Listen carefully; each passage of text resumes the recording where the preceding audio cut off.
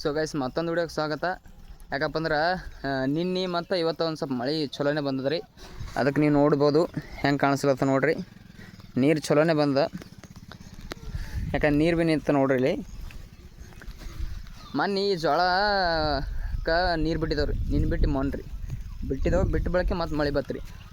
ಯಾಕಂದ್ರೆ ನೀರು ಎಷ್ಟು ಬಿಡ್ತೀವಿ ಅಂದ್ರೆ ಅಷ್ಟು ಬೆಳೆ ಅಷ್ಟು ಚಂದ ಬರಲ್ರಿ ಬೆಳೆ ಮೇಲೆ. ಯಾಕಂದ್ರೆ ಮಳೆ ಇರಲೇಬೇಕು. ಅದಕ್ಕೆ ಬೆಳೆ ಏನಪ್ಪ ಅಂದ್ರೆ ಒಂದು ಸ್ವಲ್ಪ ಹೊತ್ಕೊಂಡು ಬರುತ್ತೆ. ಇನ್ನೊಂದು 2-3 ದಿವಸದಾಗ ಇದಕ್ಕೇನಪ್ಪ ಅಂದ್ರೆ ಯೂರಿಯಾ ಮತ್ತು DAP ಹೊಡೆದೇವು ಅಂದ್ರೆ ಒಂದು ಸ್ವಲ್ಪ ಜೋಳ ಏನಪ್ಪ ಚಲೋ ಬರ್ತದೆ ರೀ. ಅದಕ್ಕೆ ನೀವು ನೋಡ್ತಿರೋದು ಮತ್ತು ಏನಪ್ಪ ಅಂದ್ರೆ ಸಣ್ಣ ಮಳೆ ಹೊಂಟದ.